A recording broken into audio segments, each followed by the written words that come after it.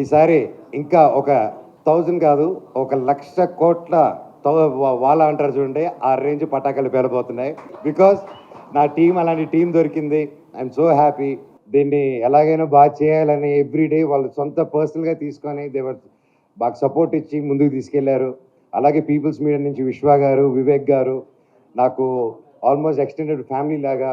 And వాళ్ళు నాకు ఇచ్చిన సపోర్టు మాటలో చెప్పలేను ఇది కానీ. అండ్ మరొక త్వరలో ఇంకా మంచి ఎక్సైటింగ్ న్యూస్ చెప్పబోతారు, వాళ్ళే చెప్తారు.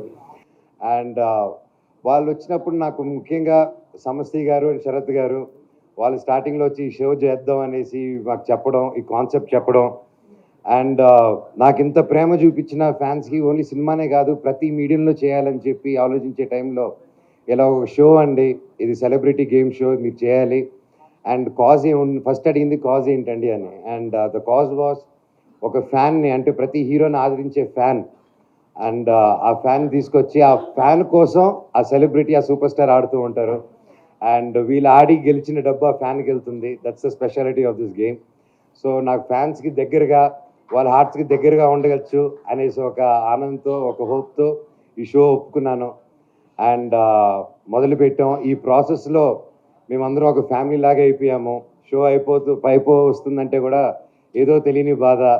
అండ్ బట్ ఈ ఫ్యామిలీ పెరుగుతూనే ఉంటుందండి. మా ఫ్యామిలీ ఇప్పుడే మొదలైంది.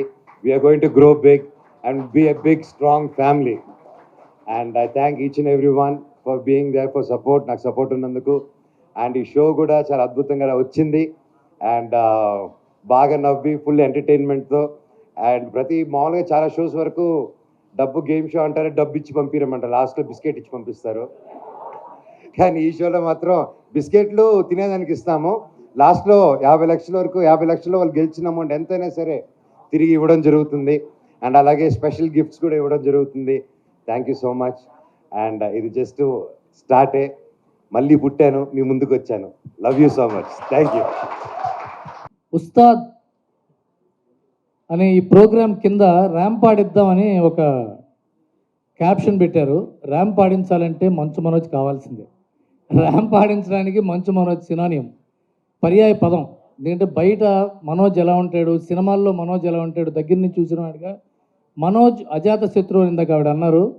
మనోజ్ ప్రతి వ్యక్తికి ముందు స్నేహితుడు, ప్రతి వ్యక్తికి స్నేహితుడు. అతనికి ఎంత స్నేహం అంటే అతను ప్రతి హీరో, ఇప్పుడు ఈ షోకి వచ్చిన ప్రతి హీరో అతని స్నేహితుడిగానే వచ్చారు.